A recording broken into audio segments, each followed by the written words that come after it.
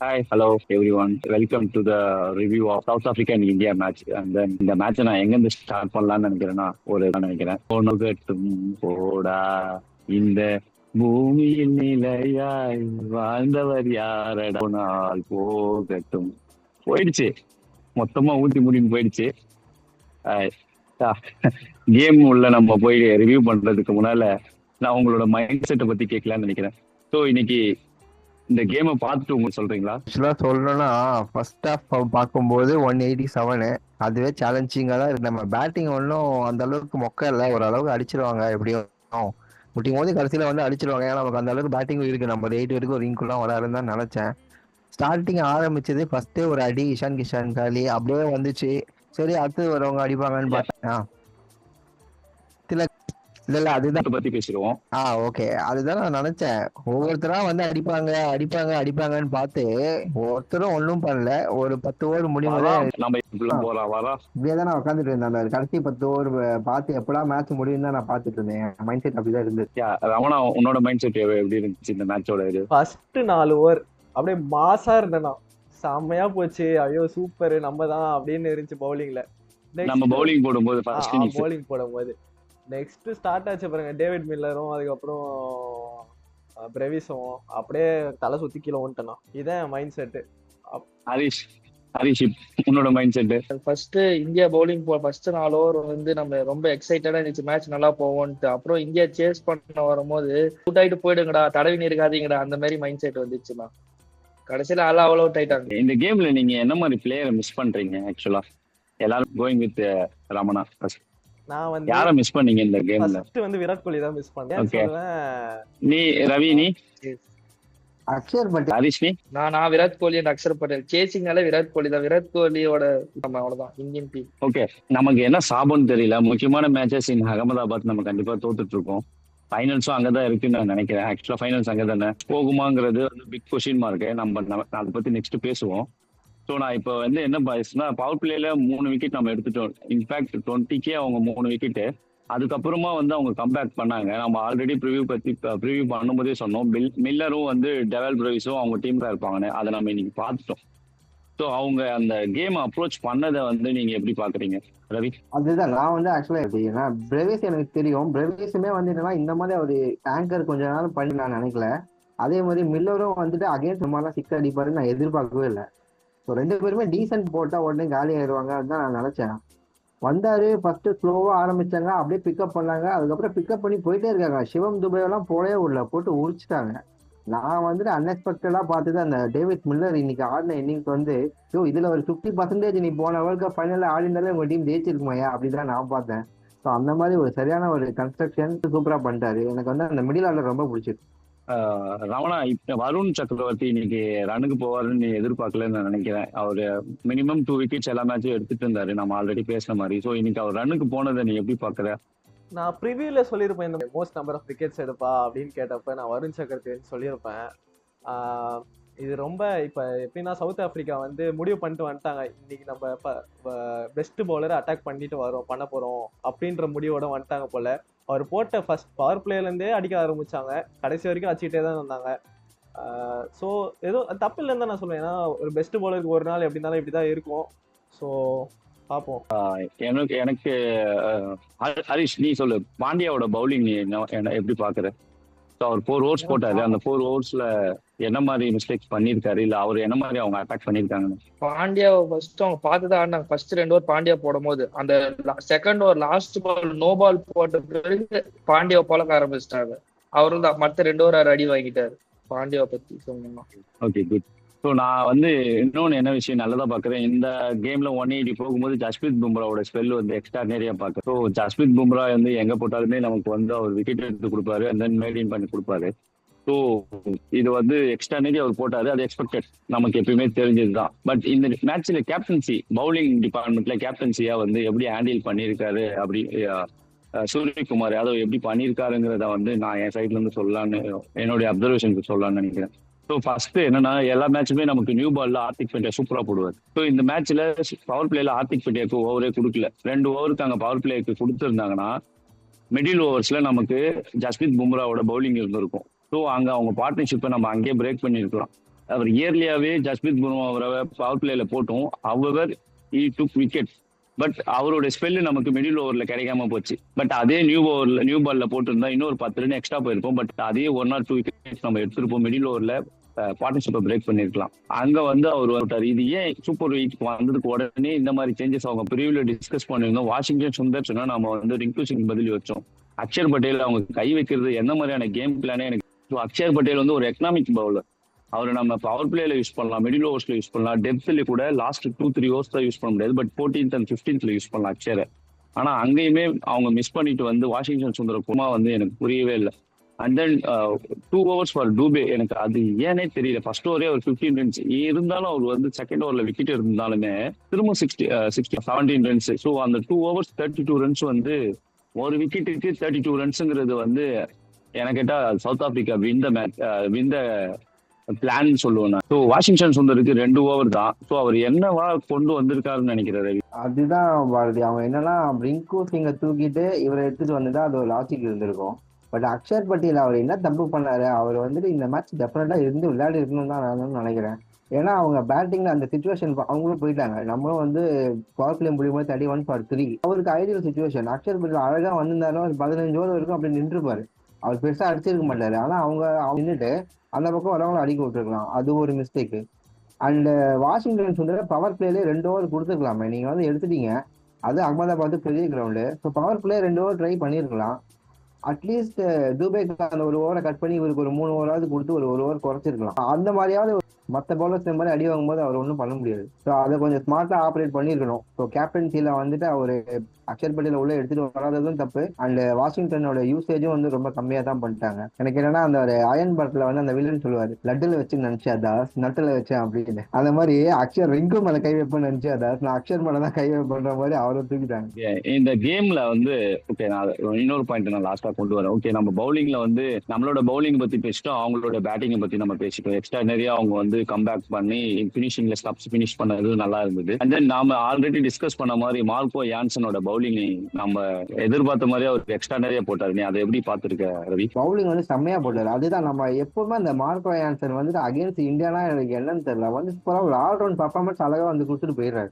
சூப்பரா இருந்தது அவரோட பவுலிங். வந்து அந்த இனிஷியலா அந்த திலக் வர்மாக ஏன் அந்த ஷாட்டுக்கு போனாலும் தெரியல, அழகா ஸ்கெட்ச் போட்டு தூக்குன மாதிரி அந்த ஒரு பவுன்சர் போட்டு அழகா தூக்கிட்டாங்க. கீப்பர் கேட்ச் தானே அவரு. ஆமா, கீப்பர் கிட்ட தான் கேட்ச் கொடுத்து அவுட் ஆனாரு. நல்ல ஒரு டாக்டிக்கலா அவர் வந்து பவுலிங் போட்டாரு. யாருக்கு என்ன போடணுமோ அந்த பிளானுக்கு ஏற்ற மாதிரி பவுலிங் போட்டாரு. சூப்பரா அவர் வேலையை பண்ணிட்டு போயிட்டார். அவர் வந்து 4 விக்கெட் 22 ஓவர்ஸ்.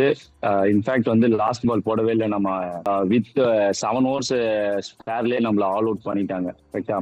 அது இல்லாம கேஷவ் மகாராஜ் அவர் வந்து நம்ம வந்து ஸ்பின் ஹிட்டிங் எல்லாமே பேசணும். ஒரே ஓவர்ல 3 விக்கெட் எடுத்தாரு. ஸோ அவர் ஃபர்ஸ்ட் ஓவர்ல வந்து 20 ரன்ஸ் ஹார்ட் போனாரு. அதுக்கப்புறம் நல்ல comeback. Next 2 overs second over contain பண்ணி தேர்ட் ஓவர்ல 3 விக்கெட். ஸோ அதை எப்படி பாக்குற ரவினி? அதேதான், அவர் கேஷவ் மகராஜ் வந்துட்டு அவர் நமக்கே தெரியும். அவர் வந்து சூப்பர் ஓவரே அவர் நம்பி கொடுக்குறாங்கன்னா அவர் வந்து ஒரு பிஸ்ஸா பவுலரா தான் அவங்க பாக்குறாங்க. கண்டிப்பா அவர் நமக்கு வருண் சக்கரவர்த்தினா அவருக்கு வந்து அவங்களுக்கு வந்து கேஷவ் மகராஜ் நல்லா டீசெண்டா போட்டிருக்காரு. அந்த 3 விக்கெட்டுமே வந்துட்டு அழகா தூக்கி போட்டாரு. ஏன்னா 6 அடிக்க போறியா அடிச்சுக்க அப்படின்னு சொல்லி தூக்கி போட்டாரு. அழகா 6 லைன் அதுக்கு ஏற்ற மாதிரி ஒரு 6 அடியில ரைட் ஸ்டெப்ஸ் அந்த மாதிரி ஆளை நிக்க வச்சிடறாங்க. கரெக்டா போயிட்டு லபக்குன்னு பிடிச்சி உள்ள போட்டு கேட்ச் பிடிச்சிட்டு போயிட்டே இருக்காங்க. ஃபீல்டருக்கும் கிரெடிட் இருக்கு அந்த கேட்ச் அந்த விக்கெட்ல. அண்ட் பவுலிங்கும் அதுக்கு ஏற்ற மாதிரி கரெக்டா அந்த பிளானுக்கு என்ன போட்டாங்க அதுக்கான ரிசல்ட் அவங்களுக்கு வந்துச்சு. நல்ல பவுலர், சூப்பரான பவுலர். இன்னைக்கு இந்தியா டீம்ல மொத்தம் எத்தனை லெஃப்ட் ஹேண்டர்ஸ்? 5-6 பேர். அபிஷேக் சர்மா, இஷான் கிஷன், திலக் வர்மா, வாஷிங்டன் சுந்தர், சிவம் துபே, ரிங்கு சிங் ரைட் நினைக்கிறேன். அர்ஷதீப் சிங் வந்து அர்ஷதீப் சிங்கோட சேர்த்து 6 பேரா? அர்ஷதீப் ரிங்கு சிங் இல்ல அவர் பேட்டிங் இருக்க மாட்டாரு. பட் மொத்தம் லெஃப்ட் ஹேண்டர்ஸ் 7. நம்ம யூஸ்வலா எப்பயுமே என்ன பார்ப்போம், எங்கேயாவது 1-2 லெஃப்ட் ஹேண்டர்ஸ் இருப்பாங்க. மேக்சிமம் வந்து ரைட் ஹேண்ட் டாமினேஷனா இருக்கும். லெஃப்ட் ஹேண்டர்ஸ் 7 பேர் இருக்காங்க. பட் நான் இங்க என்ன பாக்குறேன்னா, Ishan Kishan first wicket left, second Tilak Varma left, third Abhishek Sharma wicket left, fourth Washington Sundar left. 4 left handers வராங்க போறாங்க. ஒரு ரைட் ஹேண்டர் உள்ள நின்று கேம் கொண்டு போகணும்னு ட்ரை பண்ணாரு சூரியகுமார் யாதவ். கரெக்டா? நீங்க ஏன் வந்து இத்தனை லெஃப்ட்டும் வர வச்சுக்கிட்டே இருக்கீங்க, விட்டுக்கிட்டே இருக்கீங்க. வாஷிங்டன் சுந்தருக்கு பதில் நாங்க ஹார்திக் பாண்டியா வந்திருக்கணும். என்ன கேட்டா ஹார்திக் பாண்டியா 10 பாலுக்கு 5 ரன் ஆடி இருந்தா கூட அவர் ஸ்டேபிள் ஆயிட்டாரு அப்படின்னா அவர் மேட்சை வந்து 1-handed 20 ஓவர்ஸ் ரன்ஸ் அடிப்பாரு. அவருக்கு தெரியும் எங்க டார்கெட் பண்ணணும்னு சொல்லிட்டு. அதே மாதிரி வந்து ரன் ரேட்டை வந்து 17 above போனதுக்கு அப்புறம் 14 ஐ திங்க் 15 above போனதுக்கு அப்புறம் ஹார்திக் பாண்டியா உள்ள வரதுல வந்து அக்செப்டபிளே கிடையாது. ஸோ ஹார்திக் பாண்டியா அவங்க யூஸ் பண்ணது எப்படி இருந்துச்சுன்னா 2015 MS தோனியை யூஸ் பண்ண மாதிரி இருந்துச்சு. MS தோனியை வெயிட் பண்ணி லாஸ்டா கொண்டு வந்தது வந்து எனக்கு புரியவே இல்லை. நீங்க அகைன் MS தோனி ரிஷப் பண்ணிட்டு இறக்கணும் போது கேம் MS தோனி தான் அந்த இடத்துல ஸ்லோ கேமுக்கு கொண்டு போயிருப்பாரு 2015. அங்க நம்ம செமிஃபைனல்ல தோத்துட்டு வந்திருப்போம். அதே மாதிரி ஹார்திக் பாண்டியா இவ்வளவு டிலே பண்ணி இறக்குனதை நான் அந்த மாதிரி தான் பாக்குறேன். அதே மாதிரி இந்த 11th செலக்ட் பண்ணதுல வந்து நம்ம 2023 ஹார்திக் இவரு நம்ம ரோஹித் சர்மா எல்லா மேட்சும் தோத்துட்டு வந்து கடைசி மேட்ச்ல வந்து அஸ்வினை உள்ள கொண்டு வந்திருக்கணும். அவங்க அஸ்வினை கொண்டு வராம மேட்சுக்கு போனதுதான் வந்து தப்புன்னு நான் நினைச்சேன். அஸ்வின் இருந்திருந்தா கண்டிப்பா ஹெட் விக்கெட் அவர் பிளான் பண்ணியிருப்பாரு இல்லையா. அங்க வந்து அஸ்வினை நம்ம உட்கார வச்சுட்டு இன்னைக்கு அதே மாதிரி வந்து அக்ஷர் பட்டேல உட்கார வச்சுட்டோம். ஸோ இங்க கேம் 11th சூஸ் பண்றதுலயே இங்க நம்ம இவ்வளவு மிஸ்டேக் பண்றோம். எனக்கு தெரிஞ்சு ஓவர் கான்பிடன்ஸ்ல இந்தியா டீம் இருந்தது. அந்த ஓவர் கான்பிடன்ஸ் ஆல்ரெடி வந்து USA கிட்டே நம்ம வாங்கியிருக்கணும். அங்க கொஞ்சம் மிஸ் ஆனதுனால ஹார்திக் ஒரு சூரியகுமாரோட கேட்ச் அங்க விட்டாங்க பவுலர்ஸ். காட்டன் போல்ட் ஆயிருந்தா அங்கேயே நம்ம கதை வெளியே வந்திருக்கோம். அங்க கொஞ்சம் மிஸ் ஆயிடுச்சு. ஆனா இங்க வந்து ஃபுல்லாவே உடஞ்சிடுச்சு. 2 பேரும் எக்ஸ்ப்ளோசிவா ஆடுவான்னு நமக்கு தெரியும், இஷான் கிஷன், அபிஷேக் சர்மா. ஆனா வந்து திலக் வர்மாவோட கேம் என்னன்னு எனக்கு புரியவே இல்லை. திலக் வர்மா அவர் ஸ்லோ ஆடுறத அவர் கேம்னு அவங்க நினைச்சிட்டு இருந்தாங்கன்னா எனக்கு தெரியல. பாகிஸ்தானுக்கு எப்படி பாபர் அசாமோ நமக்கு இப்ப திலக் வர்மா. நீங்க அதை வந்து அக்செப்ட் பண்ணி தான் ஆகணும். ஏன்னா கேம் அவர் சிங்கிள் மேட்சை வின் பண்ணி கொடுத்துருக்காரு. அப்படி பார்த்தா சஞ்சு சாம்சன் கூட 200 அடிச்சு கொடுத்துருக்காரு. நம்ம அதையே பேசிட்டு இருக்க முடியாது. இப்போ வேர்ல்டு கப் 4 மேட்ச் முடிஞ்சு 5 மேட்ச் முடிஞ்சிச்சு. இந்த 5 மேட்ச்ல திலக் வர்மாவுடைய கான்ட்ரிபியூஷன் என்ன பார்த்தா எனக்கு தெரிஞ்சு வெரி வெரி லெஸ். அப்புறம் ரிங்கு சிங், நம்ம ஆல்ரெடி டிஸ்கஸ் பண்ண மாதிரி ரிங்கு சிங் டீம்ல இருந்திருக்க கூடாது. இந்த டீம்ல வந்து ரிங்கு சிங் பினிஷ் பண்ணி தரல. டீம்ல ஃபீல்டிங்காக மட்டும் அவர் வச்சிருக்கணும். நீங்க ஃபீல்டிங் தான் இம்ப்ரூவ் பண்ணுமே தவிர ஒருத்தர் நல்லா பண்றான்னு அவனை வச்சுக்கிட்டு மீதி 2 டிபார்ட்மெண்ட்ல போட்டோ விடுறது வந்து கரெக்டானதே கிடையாது. ஸோ அதுவுமே நான் ரொம்ப தப்பா பாக்குறேன். அண்ட் தென் அவங்க எக்ஸ்ட்ரானரியா பவுலிங் போட்டாங்க. 4 in a row நியூ பவுலர்ஸை இன்ட்ரோடியூஸ் பண்ணது நீ எப்படி பாக்குற ரவி? South Africa. ஸோ ஒவ்வொரு ஃபர்ஸ்ட் 4 ஓவர்ஸுமே ஒரு புது பவுலரோட வந்தாங்க. அது ஒரு டாக்டிக்கல் மூவ் தான். இவங்க என்ன பண்ணாங்கன்னா ஹர்ஷ்தீப் சிங் அண்ட் பூம்ரா 2 வாரம் கண்டினியூஸா யூஸ் பண்ணாங்க. அவங்க பார்த்து ஆட்டாங்க. பட் அந்த மாதிரி அவங்க போயிடக்கூடாதுன்னு சொல்லிட்டு கெஸ் பண்ண வச்சுட்டே இருந்தாரு. ஃபர்ஸ்ட் ஒரு மார்க்ரம் வந்தாரு, கிளிக் ஆயிடுச்சு, ஒரு விக்கெட் எடுத்துட்டு போயிட்டாரு. அடுத்து ஆன்சர் வந்தாரு, கிளிக் ஆச்சு, ஒரு விக்கெட் எடுத்துட்டு போயிட்டாரு. ஸோ அந்த மாதிரி அவங்க ட்ரை பண்ணிட்டே இருந்தாங்க. ஸோ விக்கெட் போயிட்டு இருக்கிறதுனால எப்படியும் நியூ பேட்ஸ்மேன் வந்தா டைம் எடுப்பாங்க அப்படின்னு அவங்க நினைச்சு அந்த புது பாலர்ஸ்க்கு அப்படியே சான்ஸ் கொடுத்து அப்படியே வந்துட்டு பவர் பிளே வந்து ஓடிட்டாங்க. அது நல்ல ஒரு டாக்டிக்கல் மூவ் தான். அது மார்க்ரம் வந்து இன்னைக்கு எந்த தப்புமே பண்ணல. அவருடைய பவுலர்ஸை யூசேஜ் வந்து கரெக்டா பண்ணாரு. இப்போ வந்துட்டு இவரு சூரியகுமார் வந்துட்டு கரெக்டா பண்ணல. சூரியகுமார் வந்து பிளான் ஏக்கு வந்தாரு. ஏக்கு அப்புறம் அவர்கிட்ட பிளான் பிஏ இல்லை. ஒரு டீம் வந்து ஒரு பிளானோட வராங்கன்னா சுச்சுவேஷன்ஸ் மாறும்போது அவங்களோட பிளானை மாத்துறது கேப்டன் கையில தான் இருக்கு. எனக்கு வந்து சூரியகுமாரோட எப்பயுமே ஒரு கேப்டனுடைய எக்ஸ்ட்ரானரி எப்போ வெளியே வரும்னா ஒரு டஃப் கேம்ஸ்ல தான் வரும். ஈஸியா நான் என்னை கேட்ட வரைக்கும், என்னை பொறுத்த வரைக்கும் இந்த டீமை வச்சுட்டு வின் பண்றது வந்து மேட்ரே கிடையாது. இந்த டீம்ல எல்லாருமே மேட்ச் வின்னர்ஸ். ஆனா எப்போ இந்த டீம் சொதப்புதோ அப்போ ஒரு கேப்டனா ஸ்டெப் இன் பண்ணி புதுசா எதை கொண்டு வருங்கிறதுல தான் இருக்கு. MS தோனி மாதிரி நியூ பிளேயர்ஸை வச்சு வின் பண்றது கஷ்டம். விராட் கோலி மாதிரி பிளேயர்ஸை உருவாக்கி வின் பண்றது கஷ்டம். இந்த டீம்ல எல்லாமே already match winners, extraordinary players.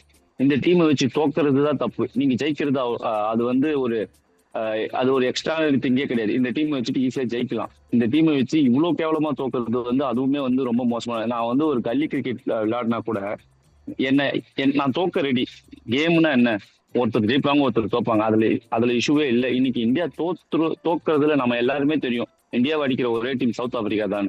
நம்ம அதனாலதான் அவங்களுக்கு வந்து நம்ம வந்து எக்ஸ்ட்ராவா நீ கூட சொன்ன இந்தியா 51 49 தான் சவுத் ஆப்பிரிக்கான்னு சொன்னேன். அந்த 2 பாயிண்ட் வந்து நம்ம இந்தியன்ஸ்னா அந்த இதுல தான் சொன்னோம், கரெக்டா? பட் இந்த தோத்த விதம் வந்து அக்செப்டபிளே கிடையாது. நீங்க வந்து ஒரு 77 எவ்வளவு ரன்ல நம்ம தோத்துருக்கோம், 76 ரன்ஸ்ல தோக்குற டீமா இந்தியா? நீங்க அதை அப்படிதான் பாக்குறீங்களா? கிட்டத்தட்ட நெக்ஸ்ட் நான் அது வரேன். ஸோ இந்த 76 ரன்ஸ்ல தோத்தது எப்படி பாக்குறீங்க நீங்க? ஸோ அதை இன்னும் எவ்வளவு ரெடியூஸ் பண்ணிருக்கலாம், அதுக்கு என்ன பிளான் இருக்கும், என்ன மாதிரி பிளான் பண்ணிருக்கலாம்னு நினைக்கிறீங்க? நான் ஃபர்ஸ்ட் வந்து ரமணா கிட்ட இருந்து போறேன். ஸோ இந்த 76 ரன்ல நம்ம ஏற்றோம், அதை எப்படி ரெடியூஸ் பண்ணிருக்கலாம்?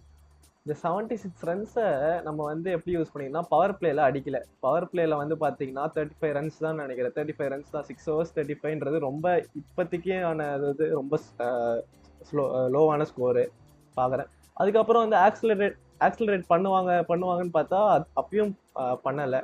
லாஸ்ட் ஒரு 5 overs தூபே இருந்தாரு. அவர் அடிப்பாருன்னு பார்த்தா அவரும் வந்து சிங்கிளும் எடுக்கல.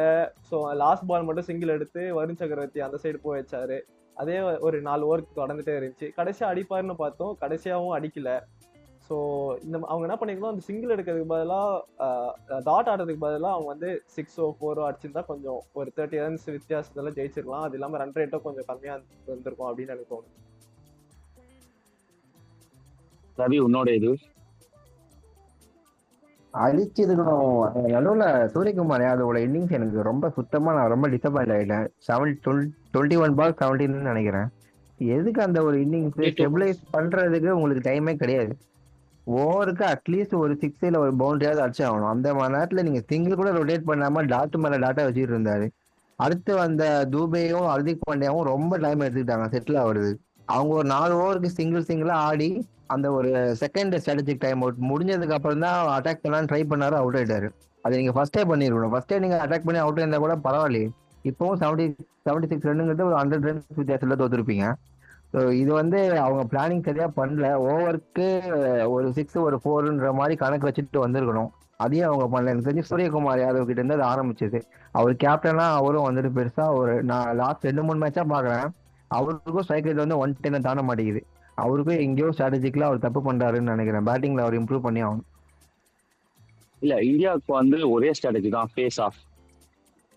160+ ரன் அடிச்சு பேஸே பவுலிங்ல கொடுக்கலீங்கன்னா நம்ம வந்து கிளீனா போட்டலாம். அது வந்து ஏன்னா நமக்கு வந்து இந்த ஸ்லோயர்ஸ் டெலிவரிஸ் ஆடுற அளவுக்கு பொறுமையே கிடையாது. நமக்கு high lifting bat, power hitting batting, அது மட்டும்தான் நமக்கு வந்து ஒரு பிளானா இருக்கு. ஸோ இன்னொன்னு நான் நெக்ஸ்ட் வரேன். அவர் சொன்ன அவருடைய மேட்ச் முடிஞ்சதுக்கு அப்புறம் அவர் பேசினதை பத்தி நான் நெக்ஸ்ட் வரேன். ஸோ அதுதான் பவர் பிளேல வந்து அவங்களும் 3 wickets, நாமளும் 3 wickets. பட் அவங்க முடிக்கும் போது 41, which mean 6.8 run rate.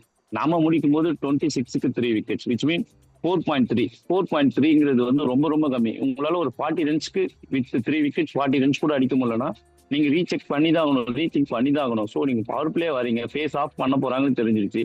So plan என்ன? நாம வந்து சின்ன டீம் இல்லை, நாம வந்து இதுதான் பிளான்னு நமக்கு ஆல்ரெடி தெரிஞ்சிச்சு. சூப்பர் லீக் ஸ்டேஜஸ்லயே பாக்குறோம். நமக்கு வந்து ஸ்லோயர் பால்ஸ் தான் நம்மளோட பிளானா அவங்க கொண்டு வராங்கன்னா அப்ப நீங்க அதுக்கேற்ற மாதிரி பிளான் ரீசெக் பண்ணவே இல்லை. 1 downல சூரியகுமார் வந்திருக்கணும், திலக் வந்திருக்கே கூடாது.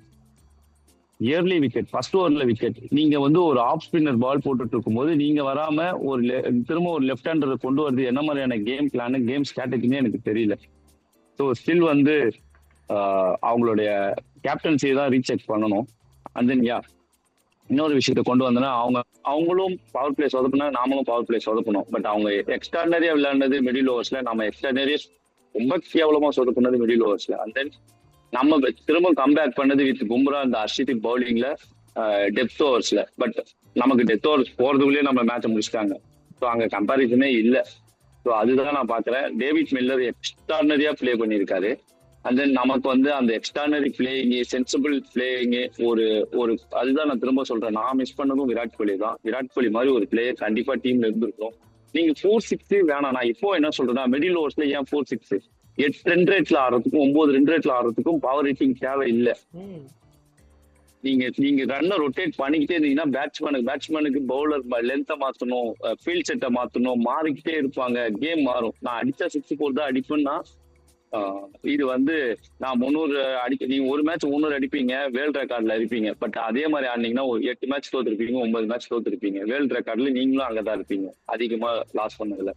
ஸோ இது வந்து ரொம்பவே ஸ்ட்ராங்கான ஒரு ஸ்டேட்மெண்ட்டாவே நான் ஃபீல் பண்றேன். தென் இப்போ பவர் பிளே நமக்கு இப்போ இருக்கிற ரன் ரேட் என்னன்னு பாத்தீங்கன்னா நம்ம 3.50 ஐ திங்க் -3.80 -3.80 அவங்க +3.80. ஸோ இதுக்கப்புறம் உள்ள போறதுக்கு சான்ஸ் இருக்குன்னு நினைக்கிறீங்க? நம்ம என்ன கேட்டிங்கன்னா சான்ஸ் இருக்கு. அடுத்த 2 மேட்ச் ஜெயிச்சாங்கன்னா ஒரு ஹை ஸ்கோர் கேம்ல ஜெயிச்சாங்கன்னா சான்ஸ் இருக்குன்னு சொல்லுவேன். பட் ஆனா இதே மாதிரி நார்மலா வின் பண்ணாங்கன்னா சான்ஸ் இல்லைன்னு தான் நானும் சொல்லுவேன். ஏன்னா இப்ப 3 டீம் 4 பாயிண்ட்ஸ் வந்துச்சுன்னா ரன் ரேட் தான் பார்ப்பாங்க ஃபர்ஸ்ட், எந்த டீம் 2 குவாலிஃபை ஆக போகுதுன்ட்டு. ஸோ அப்போ வந்து இடிக்குமோ அப்படின்னு ஒரு தாட் இருக்கு எனக்கு. இல்ல சவுத் ஆப்பிரிக்கா எனக்கு தெரிஞ்சு அவன் ஏறி மிதிச்சு 3க்கு 3 தான் வின் பண்ணிட்டு போறாங்க அவங்க வந்து செமிஃபைனலுக்கு. ஸோ வெஸ்ட் இண்டீஸ்லாம் நான் பெரிய த்ரெட்டா சவுத் ஆப்பிரிக்காவுக்கு பார்க்க மாட்டேன். இந்தியாவை பொறுத்த வரைக்கும் அடுத்த 2 மேட்ச் அவங்க வந்து கம்ஃபர்டபுளா வின் பண்ணணும். அவங்க வந்து நெட் ரன் ரேட்குள்ள வரக்கூடாதுன்னா ஃபர்ஸ்ட் வின் பண்றது எப்படின்னு ஃபார்முலா பார்க்கணும். சவுத் ஆப்பிரிக்கா எனக்கு தெரிஞ்சு வெஸ்ட் இண்டீஸ் வந்து சவுத் ஆப்பிரிக்காவை அப்செட் பண்ணோம்னா அதுக்கு அவங்க அது ஒரு பெரிய டாஸ்க் தான். அது எனக்கு தெரிஞ்சு இப்போ இவங்க இருக்கிற ஃபார்ம்ல இவங்க அந்த 2023 ஆஸ்திரேலியா மாதிரி ஆடிட்டு இருக்காங்க. ஸோ டெஃபினட்டா இவங்க 3-0 அப்படின்னு அடிச்சு போயிடுவாங்கன்னு தான் நான் நினைக்கிறேன். அந்த பேசிஸ்ல பார்த்தா இந்தியா 2 மேட்ச் வின் பண்ணா போதும், அடுத்து வர 2 மேட்ச் எப்படியாவது. அதனால அந்த அளவுக்கு செமிஃபைனல் போயிடுவாங்கன்னு தான் நினைக்கிறேன். அதுதான் என்ன இப்போ ஹரிஷ் உன்னோட தாட்ஸ்? அதான் நான் அந்த இன்னொரு பேலன்ஸ் இருக்கிற மேட்ச் வந்து இந்தியா வந்து பெரிய மார்ஜின்ல வின் பண்ணா அவங்க வந்து வாய்ப்பு இருக்குண்ணா. அதுதான் இப்ப என்னன்னா இந்தியா வந்து ஜிம்பாபையும் வின் பண்ணணும், வெஸ்ட் இண்டீஸ் வின் பண்ணணும், அண்ட் தென் சவுத் ஆப்பிரிக்கா 3 டீமே வின் பண்ணணும், அண்ட் தென் ஜிம்பாபை வெஸ்ட் இண்டீஸ்ல யாராவது ஒருத்தர் கண்டிப்பா ஜெயிப்பாங்க, அவங்க 3rd place and then 4th place போவாங்க. இந்தியா 2 டீமும் இது பண்ணும். இப்போ வெஸ்ட் இண்டீஸோ இல்ல ஜிம்பாபை ஜிம்பாபை நல்ல கிரிக்கெட் விளையாடிட்டு இருக்காங்க. அண்ட் தென் அவங்க மேல எக்ஸ்பெக்டேஷனே லெஸ், அவங்களுக்கு ப்ரெஷரே கிடையாது. ஸோ ப்ரெஷர்லெஸ் கேம்ன்றதுனால அவங்களுக்கு இன்னும் அட்வான்டேஜ் அதிகம். ஸோ இன்கேஸ் ஜிம்பாபை வந்து west Indies and then south Africa ஒரு அப்செட் பண்ணிட்டாங்க அப்படின்னா நமக்கு அங்க கொஸ்டின் தான். அதே மாதிரி வெஸ்ட் இண்டீஸுமே அப்செட் பண்ணுவாங்களான்னு கேட்டா 50-50 சான்ஸ், பட் பண்ணக்கூடிய எல்லா கேப்பபிளும் இருக்குன்னு தான் நான் நினைக்கிறேன். ஏன்னா அவங்க அடிச்சுட்டு வந்திருக்க டீம் நம்ம பாக்குறோம். ஜிம்பாபை வந்து 4-4 வந்திருக்காங்க, அவங்க அடிச்சிருக்க டீம் ஆஸ்திரேலியா இல்லையா. ஆஸ்திரேலியாவோட பவுலிங் அட்டாக் கம்மியா இருந்தா கூட ஆனா ஆஸ்திரேலியாவை வின் பண்ணது பெரிய விஷயம். அதே மாதிரி நம்ம வந்து வெஸ்ட் இண்டீஸை பாக்குறோம். வெஸ்ட் இண்டீஸ் இங்கிலாந்து அடிச்சிருக்காங்க. இங்கிலாந்து இப்போ வந்து இன்னைக்கு கேம்ல நல்லாவே பண்ணியிருந்தாலும் இங்கிலாந்து அடிச்சுட்டு வந்தது வந்து ரொம்பவே பெரிய விஷயம் பாக்குறோம். ஸோ இந்த மாதிரி ரெண்டு பேருமே 2 பெரிய டீம் அடிச்சுட்டு வந்திருக்காங்க. அவங்க சவுத் ஆப்பிரிக்காவையோ இல்ல நம்மளையோ திருப்பி அப்செட் பண்ணாங்கன்னா உள்ள போகிறதுக்கு சான்ஸ் இருக்கு. என்ன கேட்டா இந்தியா இந்த மாதிரி கேம் விளையாடுறதுக்கு வெளியே வந்துடலாம். எனக்கு என்னோட ஃபேவரட்டா வெஸ்ட் இண்டீஸ் உள்ள போறது எனக்கு பெஸ்ட்னு தோணும். அண்ட் இன்னைக்கு மேட்ச்ல பாத்தீங்கன்னா 2 பேரும் அப்ரிஷியேட் பண்ணலாம். நான் ஆக்சுவலி கார்பின் பாஷையும் இங்கிடியும் அப்ரிஷியேட் பண்ணலாம். ஏன்னா அவங்க 2 பேரும் எவ்வளோ ஸ்லோவர்ஸ் போட்டு சூப்பரா வந்து ரன் ரேட்டை வந்து கம்மி பண்ணாங்க. ஆக்சுவலி இங்கிடி பாத்தீங்கன்னா 4 ஓவர்ஸ்க்கு 15, அப்புறம் கார்பின் பாஷ் பாத்தீங்கன்னா 3 ஓவர்ஸ்க்கு 12, விச் இஸ் பாத்தீங்கன்னா 3 ஓவருக்கு 4 ரன் ரேட்டு. அவர் வந்து பாத்தீங்கன்னா 4 ஓவருக்கு 3.75 ரன் ரேட்டு. இது வந்து சரியான ஒரு பவுலிங் நான் சொல்லுவேன். எக்ஸாக்ட்லி, சூப்பரா நீ வந்து பாயிண்ட் அவுட் பண்ணிருக்க.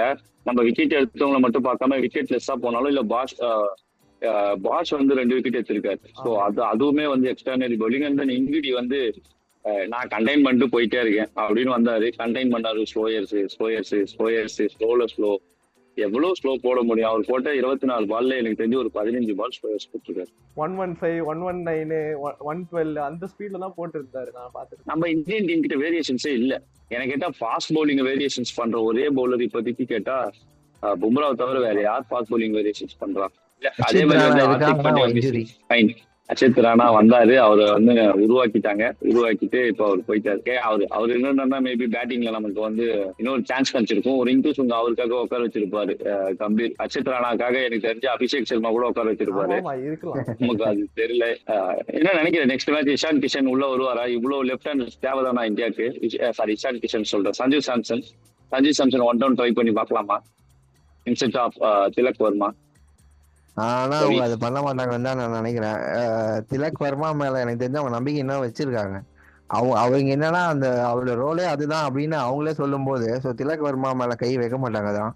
சஞ்சு சாம்சன் உள்ள வரணும்னா ஓப்பனர்ஸ்ல யாராவது ஒருத்தர் தான் உட்கார வைக்கணும். அதுவும் இப்போதைக்கு நடக்காதுன்னு தான் நினைக்கிறேன். இஷான் கிஷான் எங்கேயோ இருக்காரு. அண்ட் இப்பதான் வந்துட்டு அபிஷேக் சர்மா கொஞ்சம் ஒரு 6 எல்லாம் அடிச்சாரு. தெரியல திரும்ப வந்துட்டு அடுத்த மேட்ச் ஆனா ஜிம்பாபேயோட தான் மேபி, அதனால திரும்ப ஒரு சான்ஸ் கொடுத்து போப்பா அடிப்பான்னு தான் சொல்லுவாங்கன்னு நினைக்கிறேன். ஸோ அபிஷேக் சர்மா உள்ள வரும்போது ஃபர்ஸ்ட் ஓவர் யார் ஸ்டார்ட் பண்ணுவாங்க சொல்லுவாங்க. நானு சிக்கந்தர் ராஜா ஸ்டார்ட் பண்ணுவாங்க. அதாவது என்னன்னா இன்னைக்கு மார்க்கம் தான் ஃபர்ஸ்ட் ஓவர் போடுவார்னு உலகத்துல இருக்கிற எல்லாருக்கும் தெரிஞ்சிருக்கு, அவங்களுக்கும் தெரிஞ்சிருக்கு. What is the game plan? ஏன்னா இந்த பக்கம் இருக்கிற இஷான் கிஷன் அந்த பக்கம் அனுப்பி விக்கெட் ஓடுறதா?